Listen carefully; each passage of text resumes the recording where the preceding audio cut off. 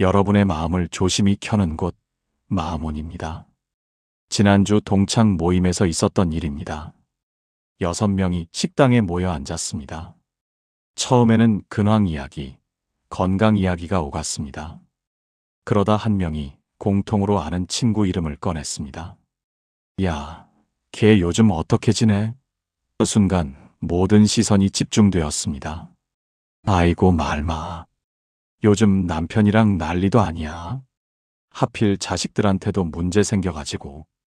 모두가 한마디씩 거들었습니다. 걱정하는 척하면서 없는 사람을 마음껏 평가했습니다.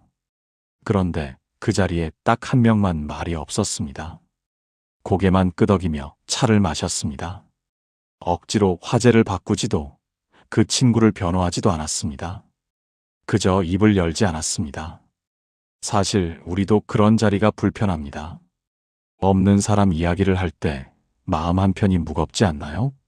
아무렇지 않게 말하면서 속으로는 나도 저렇게 뒷말 나올 수 있겠구나 하는 생각이 스치면서 말이죠.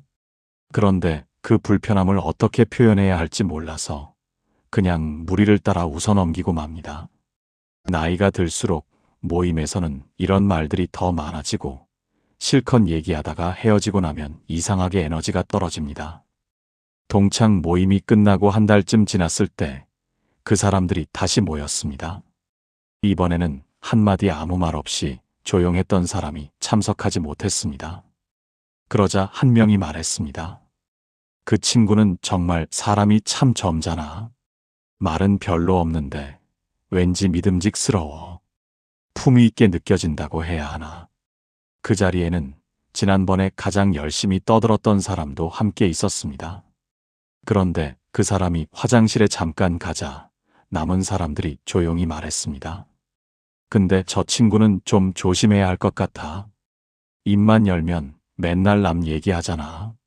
자, 여러분 신기하지 않으십니까? 전자는 모임 자리에 없는데도 좋은 사람으로 회자되고 후자는 꼬박꼬박 모임에 참여해도 사람들에게 경계심을 불러일으키는 존재가 되었습니다. 말 한마디 하지 않았을 뿐인데 단지 그것만으로 품위 있는 사람이 된다니 정말 놀랍지 않나요? 품위 있는 사람이 되고 싶다면 지금부터라도 늦지 않습니다. 이 영상을 끝까지 시청하시면 어렵지 않게 당신이 바로 그런 사람이 될 수 있습니다. 오늘 그 이야기를 하나씩 풀어가 보겠습니다. 구독과 좋아요를 누르시면 다음 영상도 놓치지 않고 만나보실 수 있습니다. 먼저 귀티 있는 사람들이 공통적으로 보이는 태도부터 살펴보겠습니다. 첫 번째, 험담이 시작되는 순간 품위는 시험받습니다. 서울 노원구에 살고 있는 66세 김영숙 씨에게 전화가 왔습니다. 30년 지기 친구였습니다. 영숙아, 나 진짜 화가 나서 미치겠어. 김영숙 씨는 리모컨을 내려놓고 전화기를 귀에 댔습니다. 우리 남편 말이야. 아침에 밥 차려놨는데 한마디도 없이 먹고 그냥 나가더라고. 고맙다는 말이 그렇게 어려워? 50년을 같이 살았는데.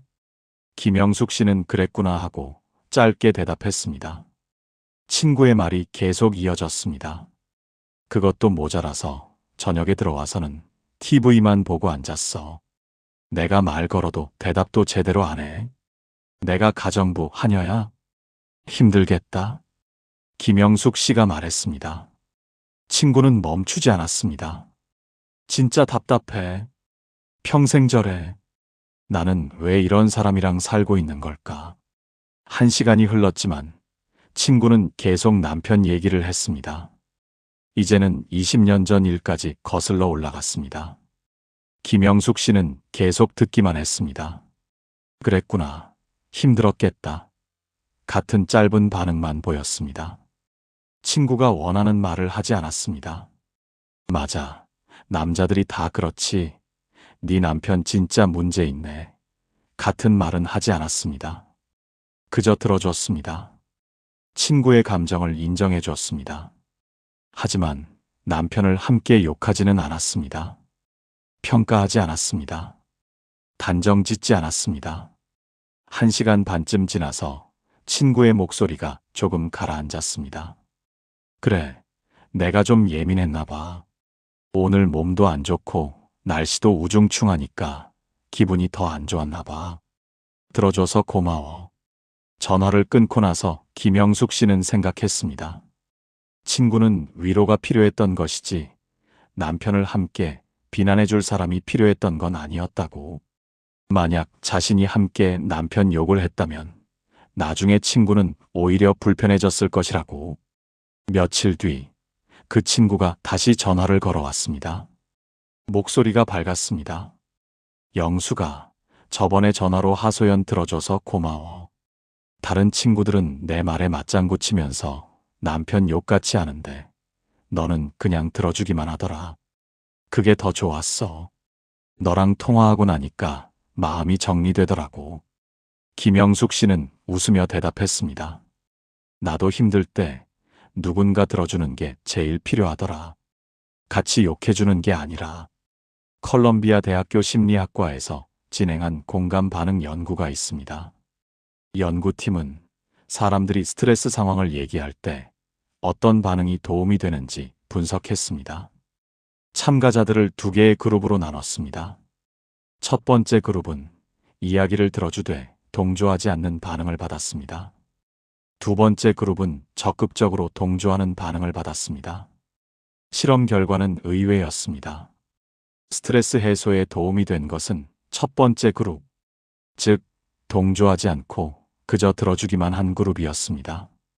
두 번째 그룹은 적극적으로 동조받은 그룹은 순간적으로는 시원함을 느꼈지만 30분 뒤 측정했을 때 오히려 죄책감과 후회가 높게 나타났습니다. 연구팀은 이렇게 분석했습니다. 적극적 동조는 부정적 감정을 증폭시킵니다. 함께 욕하고 함께 비난하면 그 순간에는 속이 시원합니다. 하지만 감정이 가라앉은 뒤에는 내가 너무 심하게 말한 거 아닐까? 내가 과장한 거 아닐까? 하는 생각이 듭니다. 반면 중립적으로 들어주는 것은 감정을 인정하되 증폭시키지 않습니다. 이야기하는 사람은 자기 감정을 표현하면서도 동시에 스스로 정리할 수 있는 공간을 갖게 됩니다. 험담이 시작될 때 말을 줄이는 것은 이런 의미입니다. 상대의 감정을 무시하는 게 아닙니다. 오히려 진짜 위로를 주는 겁니다. 함께 험담에 가담하는 것은 일시적인 동조일 뿐 진짜 위로가 아닙니다. 노자는 이렇게 말했습니다. 강물은 계곡의 소리에 동조하지 않는다. 그저 흘러갈 뿐이다. 하지만 계곡의 모든 물을 받아들인다. 험담에 동조하지 않는 것은 상대를 거부하는 게 아니라 오히려 더 깊이 받아들이는 겁니다. 김영숙 씨처럼 말을 줄이는 사람은 관계를 지킵니다. 상대의 감정을 존중하되 함께 누군가를 비난하지 않습니다. 그 균형이 진짜 신뢰를 만듭니다. 맞장구 치지 않았을 뿐인데 그것이 품위가 됩니다. 두 번째, 사람을 단정하는 순간 깊이는 사라집니다. 부산에 거주하는 68세 박정희 씨는 동네 슈퍼에서 장을 보고 있었습니다. 계산대에서 줄을 서 있는데 뒤에서 익숙한 목소리가 들렸습니다. 같은 아파트에 사는 이웃 두 명이었습니다. 아니, 그 김 여사 말이야. 70 넘어서 재혼했다며? 완전 충격이야.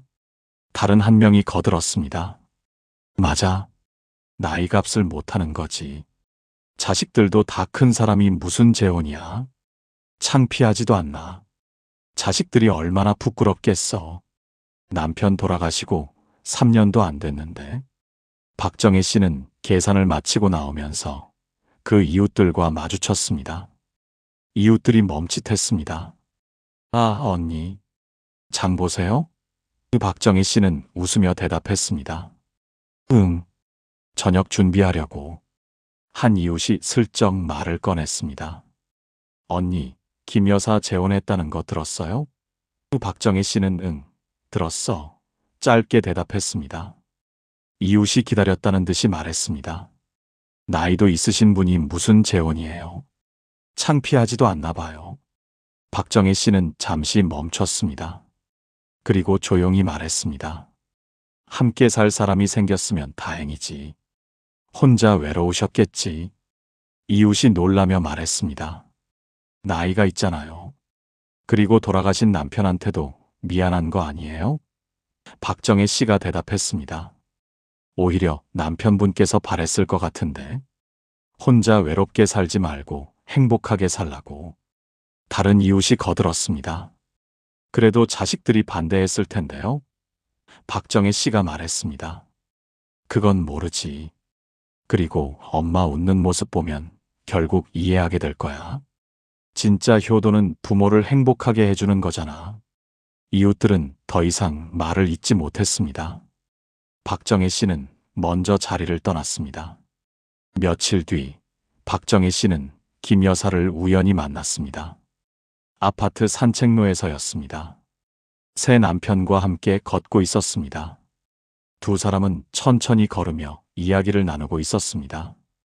김 여사의 얼굴에 웃음이 가득했습니다. 박정혜 씨가 다가가서 인사했습니다. 김 여사님, 오랜만이에요. 김 여사가 반갑게 인사를 받았습니다. 아이고, 박 여사님. 인사도 못 드렸네요. 이쪽은 제 남편이에요. 박정혜 씨는 웃으며 말했습니다. 축하드려요. 두 분 다 행복해 보이셔서 보기 좋네요. 김 여사의 눈에 눈물이 글썽였습니다. 고맙습니다. 솔직히 주변 시선이 많이 신경 쓰였거든요. 이런 말씀 해주시니 정말 힘이 돼요. 새 남편도 고개를 숙이며 인사했습니다. 제 아내가 항상 박 여사님 칭찬하시더라고요. 편견 없이 대해주신다고. 박정혜 씨는 손을 저었습니다. 아니에요. 행복하시면 됐죠. 나이는 숫자일 뿐이에요. 스탠퍼드 대학교 사회학과에서 진행한 노년기 재혼 연구가 있습니다. 연구팀은 60세 이상 재혼자들을 20년간 추적 조사했습니다. 놀라운 결과가 나왔습니다. 재혼한 노인들의 건강 지표가 혼자 사는 노인들보다 현저히 좋았습니다. 우울증 발병률은 50% 이상 낮았고 심혈관 질환 위험도 30% 낮았습니다. 삶의 만족도는 2배 이상 높았습니다. 하지만 문제가 있었습니다. 주변의 부정적 시선이 재혼 결정에 가장 큰 장애물이었습니다.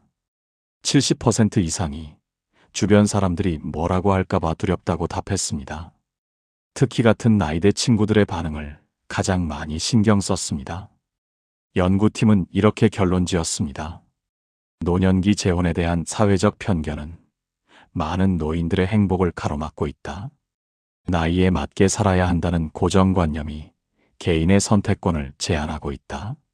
사람을 한 문장으로 규정하는 말들이 있습니다.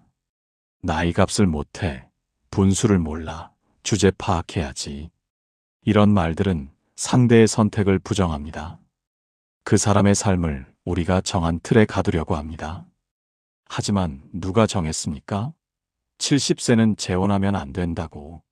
나이 들면 조용히 살아야 한다고. 자식 다 큰 사람은 새로운 사랑을 하면 안 된다고. 그건 우리가 임의로 만든 기준일 뿐입니다. 공자는 이렇게 말했습니다. 70세에 마음이 하고자 하는 바를 따라도 법도를 어기지 않았다. 나이가 들수록 오히려 자유로워져야 한다는 뜻입니다. 남의 시선에서 자유로워지고, 틀에서 자유로워지고, 편견에서 자유로워져야 한다는 뜻입니다. 박정혜 씨처럼 사람을 규정하지 않는 태도는 상대에게 자유를 줍니다. 당신이 선택한 삶을 존중합니다. 당신이 행복하면 그것으로 충분합니다. 라는 메시지를 전합니다. 그 존중이 진짜 품위입니다. 세 번째는 재미와 품격을 구분하는 사람입니다. 대구 수성구에 거주하는 62세 이순희 씨는 매주 목요일 동네 베이커리에서 친구들을 만납니다.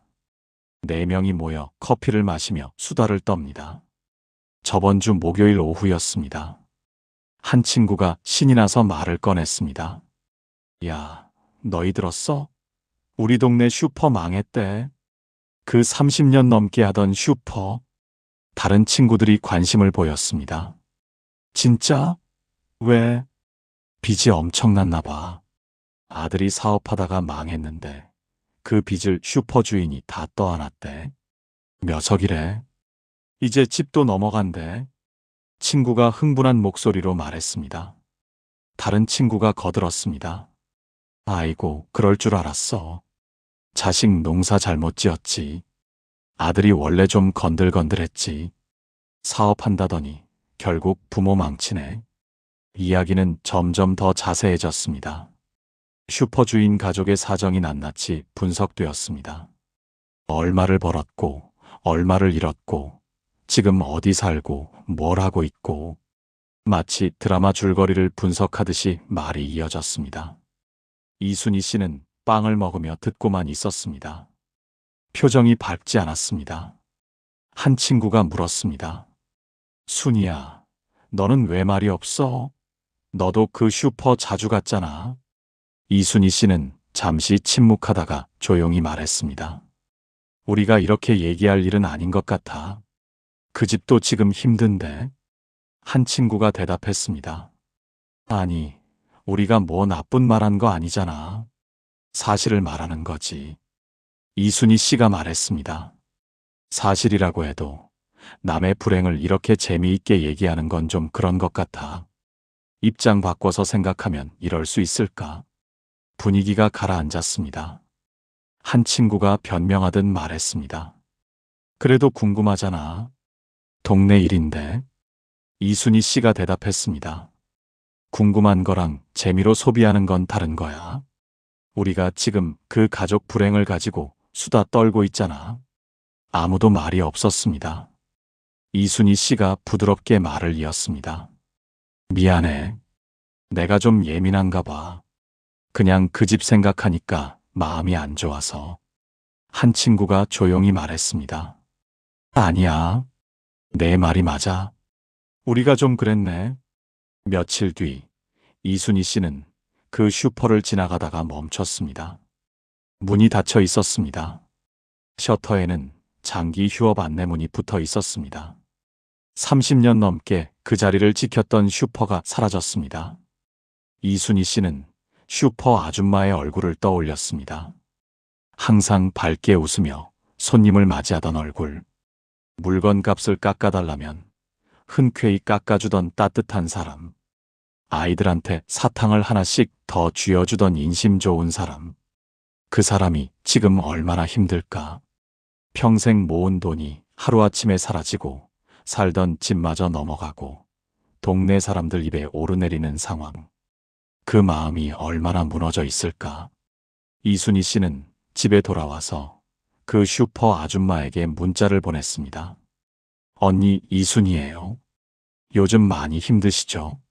제가 도와드릴 건 없지만 언니 늘 응원합니다. 30년 동안 동네를 따뜻하게 해주셔서 감사했어요. 한참 뒤에 답장이 왔습니다. 순이야, 고마워. 이런 말해주는 사람이 없었어. 다들 수군거리기만 하더라. 내 문자 보고 한참 울었어. 힘내볼게. UCLA 심리학과에서 진행한 소문과 스트레스 연구가 있습니다. 연구팀은 경제적 어려움을 겪는 사람들을 대상으로 주변 반응이 회복에 미치는 영향을 분석했습니다. 참가자들을 세 그룹으로 나눴습니다. 첫 번째 그룹은 주변 사람들이 자신의 상황을 재미거리로 삼는 경우, 두 번째 그룹은 동정하는 경우, 세 번째 그룹은 조용히 지지하는 경우였습니다. 결과는 명확했습니다. 첫 번째 그룹, 즉 자신의 불행이 재미거리가 된 경우에 우울증 발병률이 가장 높았습니다. 80% 이상이 심각한 우울 증세를 보였고 회복 속도도 가장 느렸습니다. 연구팀이 인터뷰한 한 참가자는 이렇게 말했습니다. 사업 실패보다 더 힘든 건 사람들 입에 오르내리는 거였어요. 제 불행이 동네 수다거리가 되는 게 너무 수치스러웠어요. 밖에 나가기가 두려웠어요. 사람의 불행을 재미로 소비하는 것은 폭력입니다. 겉으로는 관심 있는 척, 걱정하는 척 하지만 실제로는 그 사람의 고통을 구경거리로 만드는 겁니다. 그 사람의 인생을 드라마처럼 소비하는 겁니다. 맹자는 이렇게 말했습니다. 남의 불행을 참아보지 못하는 마음이 인간다움의 시작이다. 남의 불행을 재미로 삼는 순간 우리는 인간다움을 잃습니다. 거리를 두는 태도는 상대를 지켜줍니다. 당신의 고통을 구경거리로 만들지 않겠습니다. 라는 최소한의 예의입니다. 그 예의가 품위입니다. 마지막 네 번째, 흔들림이 적을수록 귀티가 납니다. 인천 남동구에 거주하는 64세 정미란 씨는 고등학교 동창 모임에 참석했습니다. 1년에 2번 모이는 자리입니다. 6명이 레스토랑에 앉았습니다. 식사를 하며 근황을 나눴습니다. 한 친구가 먼저 이야기를 시작했습니다. 우리 작년에 유럽 다녀왔어. 한 달 동안. 진짜 좋더라. 다른 친구가 거들었습니다. 오, 나도 올해 스페인 다녀왔어. 바르셀로나 정말 예술이더라. 사진 보여줄까? 스마트폰을 꺼내서 사진을 보여주기 시작했습니다. 또 다른 친구가 말했습니다. 나는 내년에 북유럽 갈 거야. 노르웨이 오로라 꼭 보고 싶어. 대화는 자연스럽게 여행 자랑으로 흘러갔습니다. 누가 어디를 다녀왔고, 어디가 좋았고, 얼마를 썼고, 여권에 도장이 몇 개 찍혔는지까지 비교가 되었습니다. 한 친구가 정미란 씨에게 물었습니다. 미란아, 너는 요즘 어디 다녀왔어?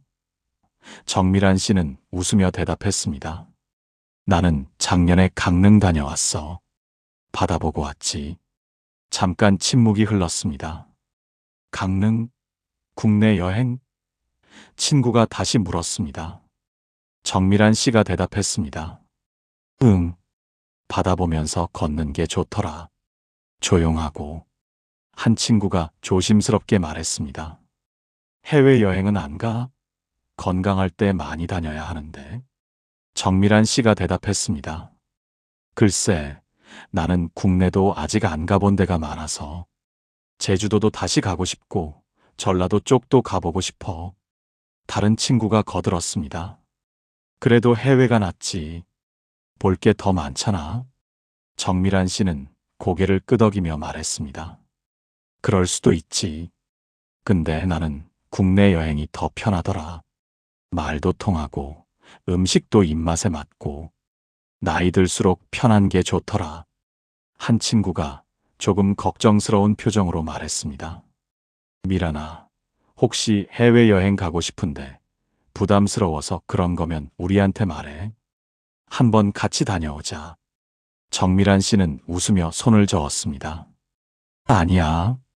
괜찮아. 그냥 내 스타일이 그런 거야. 나는 소박하게 사는 게 좋아.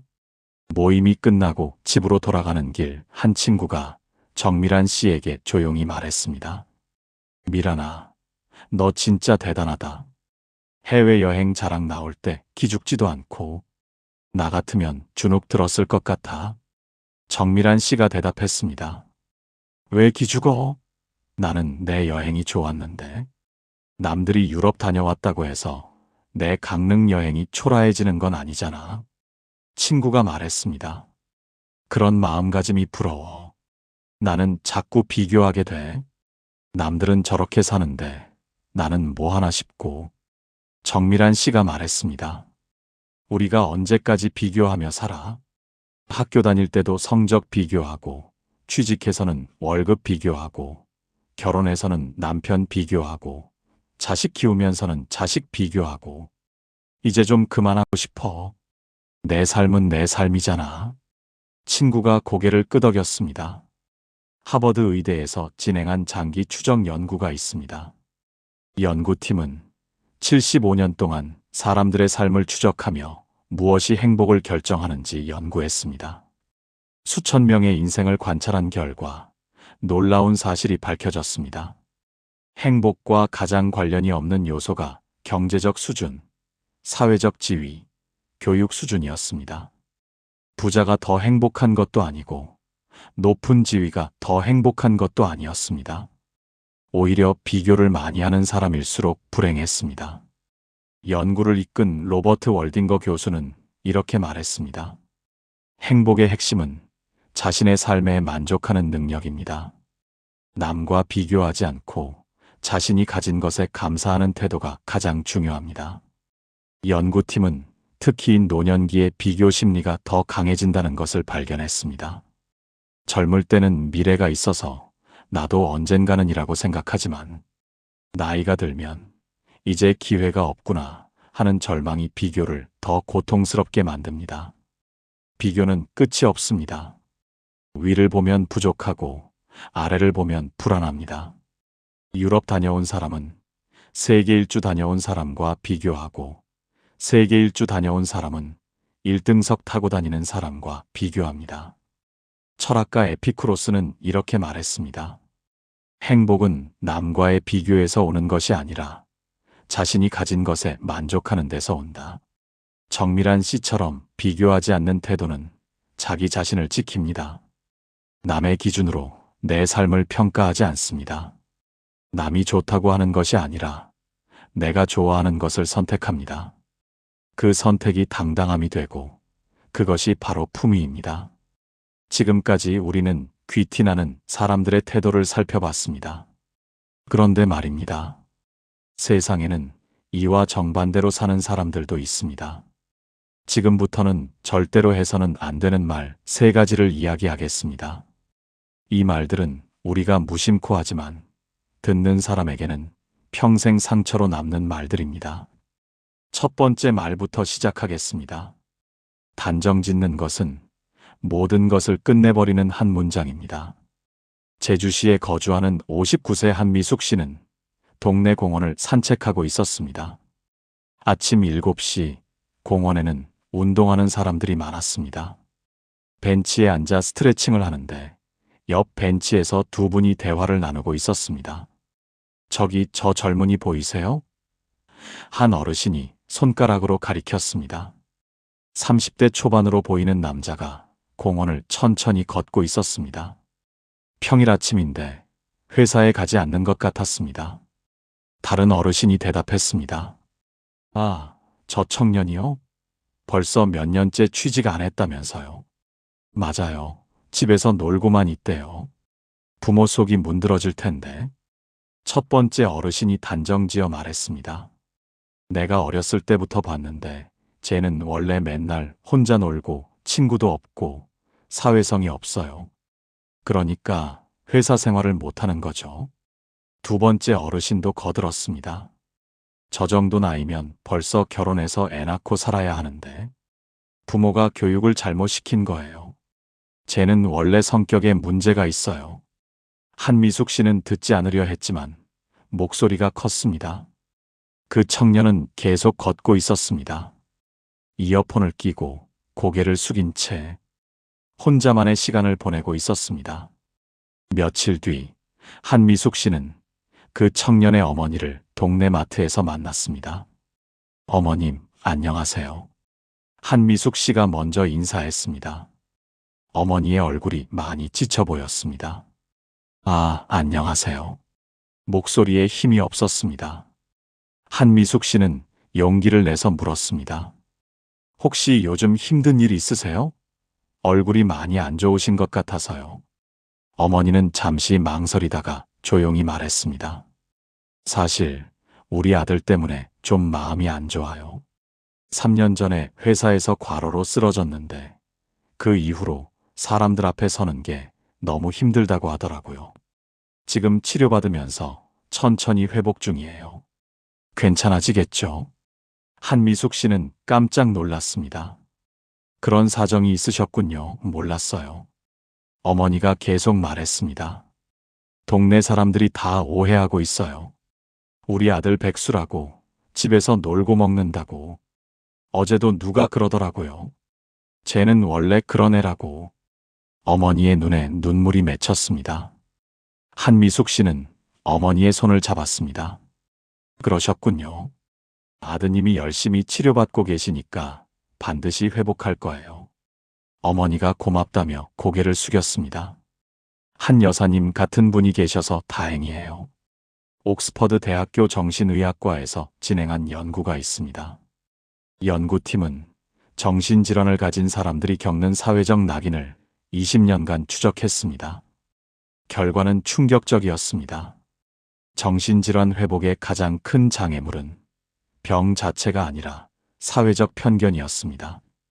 70% 이상이 주변 사람들의 시선 때문에 치료받는 것조차 두렵다고 답했습니다. 특히 저 사람은 원래 그래 라는 식의 탓이 가장 큰 상처를 주었습니다. 연구를 이끈 그레이엄 손 교수는 이렇게 말했습니다. 사람들은 정신질환을 성격 문제로 치부합니다. 원래 성격이 이상해, 정신이 약해, 의지가 부족해. 하지만 정신질환은 감기처럼 누구에게나 올 수 있는 병입니다. 성격 탓이 아닙니다. 쟤는 원래 그런 애야. 이 한 문장이 얼마나 많은 사람을 절망시키는지 우리는 모릅니다. 이 말은 변할 가능성을 차단합니다. 지금 힘든 시기를 보내고 있는 사람에게 너는 평생 그럴 거야 라고 선고하는 것과 같습니다. 게다가 이 말은 대부분 틀렸습니다. 우리가 아는 것은 그 사람의 현재 모습 몇 장면뿐입니다. 그 사람이 왜 그런 모습을 보이는지, 어떤 사연이 있는지, 어떤 노력을 하고 있는지 전혀 모릅니다. 철학가 빅토르 프랑클은 이렇게 말했습니다. 인간은 조건이 아니라 결정의 존재다. 어떤 상황에서도 우리는 변할 수 있다. 한미숙 씨처럼 섣불리 단정 짓지 않는 태도가 필요합니다. 궁금해하되 결론 내리지 않는 것입니다. 모른다는 것을 인정하는 것입니다. 단정 짓지 않는 것이 누군가에게 숨 쉴 공간이 되어줍니다. 두 번째는 출처 없는 소문을 퍼나르는 말입니다.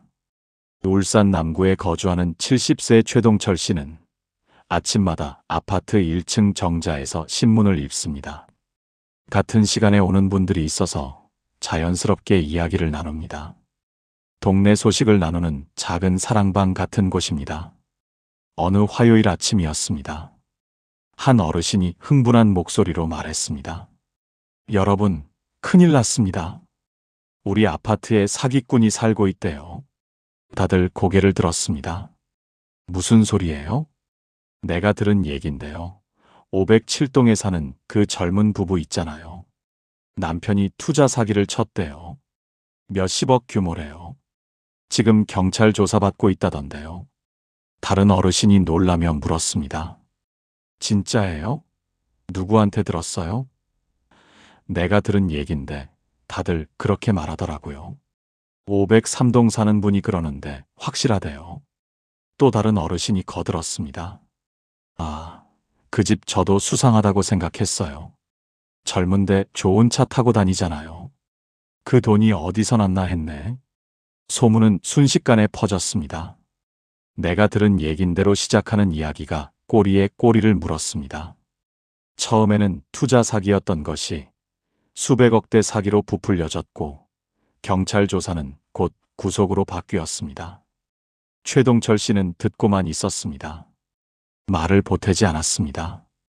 며칠 뒤 그 정자에서 같은 이야기가 또 나왔습니다. 이번에는 더 자극적이었습니다. 내가 들은 얘긴데 그 사기꾼 아내도 공범이래요. 부부가 짜고 한 거래요. 최동철 씨는 신문을 내려놓고 조용히 물었습니다. 그게 정말 사실인가요? 누가 직접 확인한 건가요? 정자가 조용해졌습니다. 한 어르신이 대답했습니다. 글쎄요, 제가 직접 본 건 아니고 여기저기서 그렇게들 말하더라고요. 최동철 씨가 말했습니다.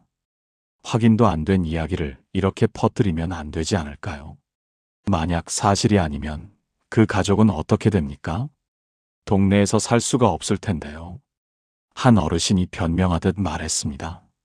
그래도 워낙 많은 사람들이 그렇게 말하니까 아예 근거가 없는 건 아니겠죠? 최동철 씨가 대답했습니다. 많은 사람이 말한다고 해서 사실이 되는 건 아닙니다. 말은 항상 조심해야죠. 일주일쯤 지나서 진실이 밝혀졌습니다. 그 젊은 남편은 투자 사기꾼이 아니었습니다.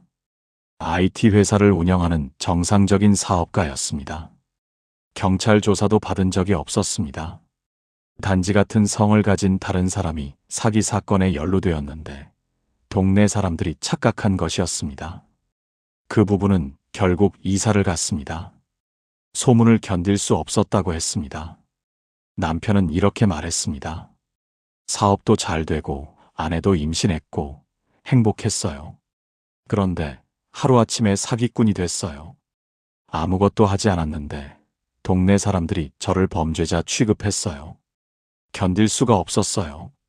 MIT 미디어랩에서 진행한 소문 확산 연구가 있습니다.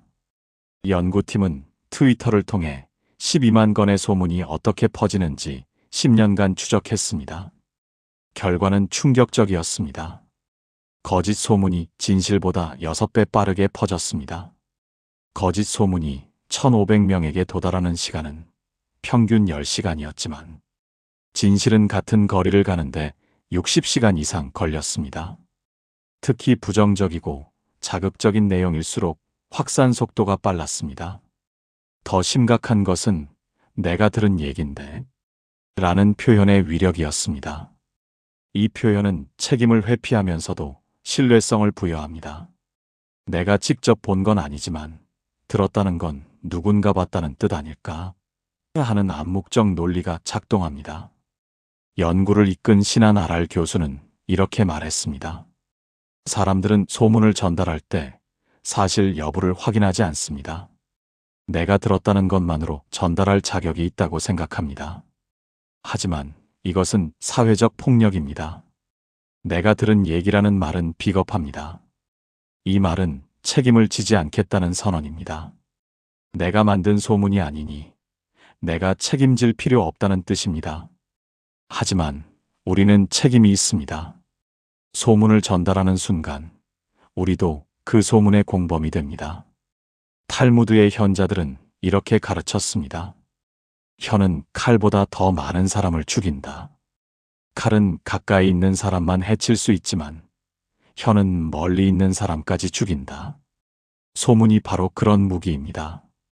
최동철 씨처럼 소문의 고리를 끊는 사람이 필요합니다. 정말 그게 사실이냐고 묻는 사람.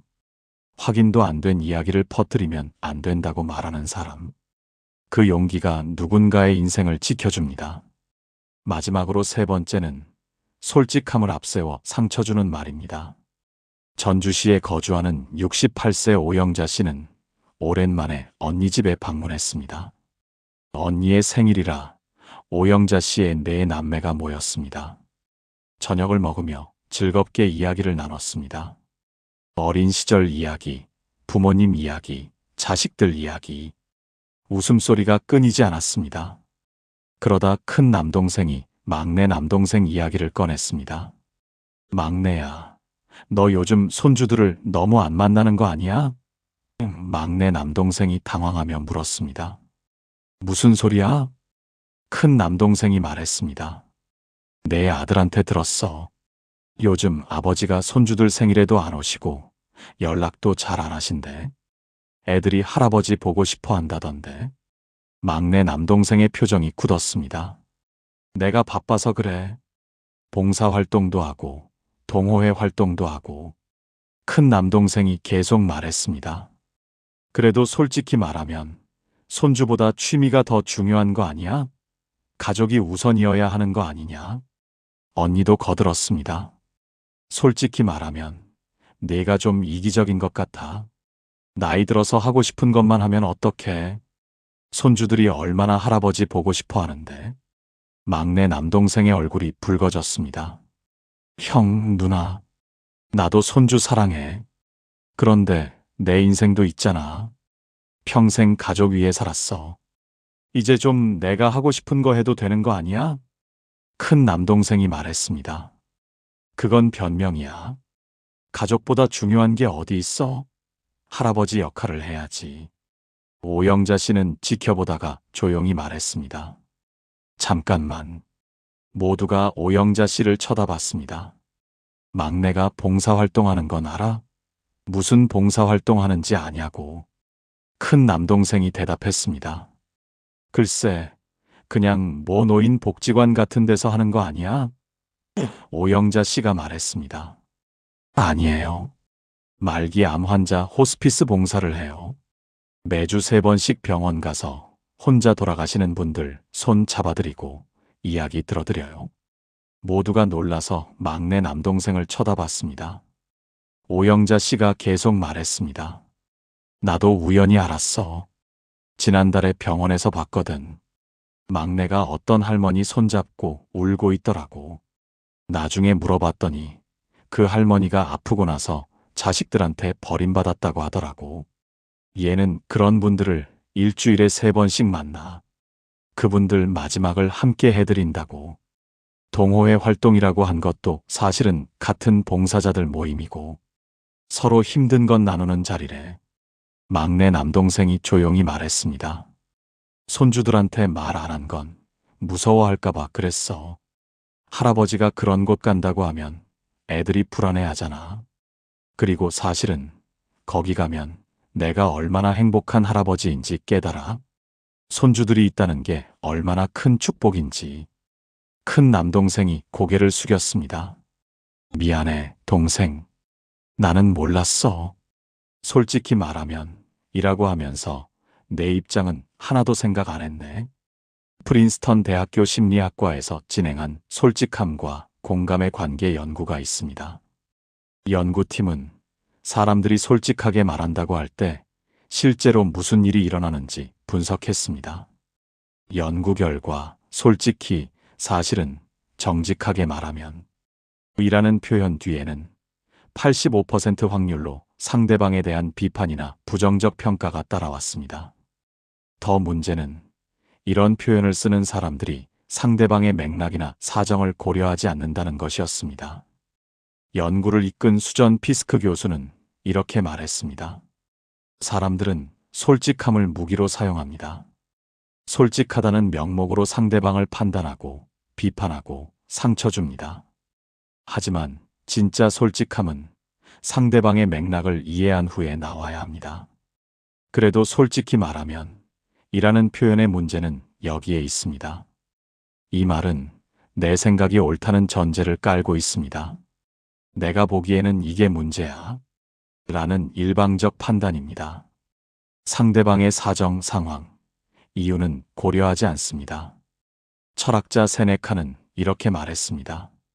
진실을 말하는 것은 미덕이다. 하지만 진실을 어떻게 말하는가? 이것이 지혜다. 솔직함이 상대를 위한 것이 아니라 내 판단을 관철시키기 위한 것이라면 그것은 폭력입니다. 오영자 씨처럼 상황을 파악하는 태도가 필요합니다. 그래도 솔직히 말하면으로 비판하기 전에 혹시 내가 모르는 사정이 있지 않을까? 라고 묻는 것입니다. 우리가 보는 것은 전체의 일부일 뿐입니다. 그날 저녁, 네 남매는 오랜만에 진솔한 대화를 나눴습니다. 막내 남동생은 자신이 하는 봉사활동에 대해 처음으로 가족들에게 이야기했습니다. 큰 남동생과 언니는 미안하다며 동생을 끌어안았습니다. 오영자 씨는 그 모습을 보며 생각했습니다. 우리가 서로를 이해하는 데 필요한 건 솔직한 비판이 아니라 따뜻한 궁금함이라고.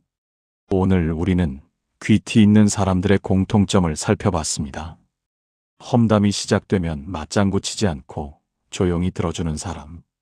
사람을 한 문장으로 규정하지 않고 여지를 남기는 사람. 남의 불행을 재밌거리로 소비하지 않는 사람. 남과 비교하지 않고 자기 삶에 만족하는 사람. 그리고 절대로 해서는 안 될 말들도 보았습니다. 쟤는 원래 그런 애야 라며 사람을 규정하는 말. 내가 들은 얘긴데 라며 확인도 안 된 소문을 퍼뜨리는 말. 그래도 솔직히 말하면 이라며 상대의 사정도 모르고 판단하는 말. 이 말들의 공통점은 무엇일까요? 모두 상대방을 생각하지 않는 말입니다. 내 감정, 내 판단, 내 재미를 위한 말입니다.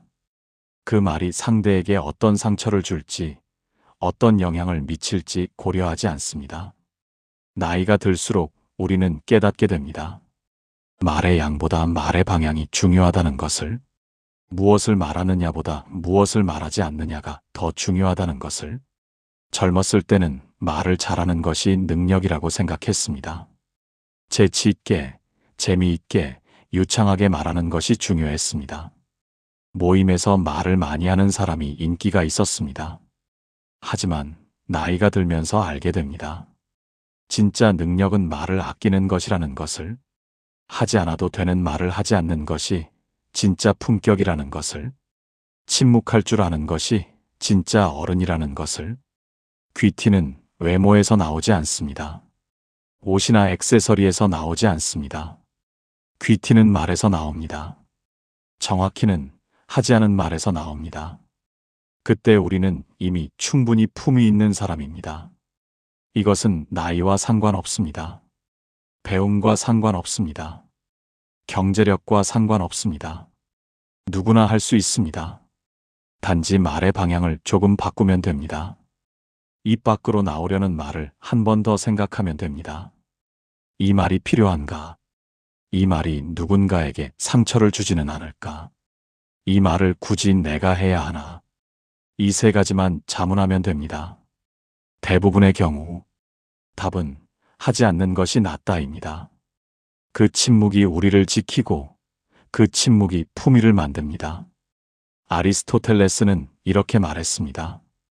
교육받은 사람의 표시는 모든 것을 다 말하지 않는 것이다. 진짜 교육은 학교에서 배운 지식이 아니라 인생을 살면서 깨달은 지혜입니다. 우리는 평생 사람들과 함께 살아갑니다. 그 관계 속에서 우리가 남긴 말은 사라지지 않습니다.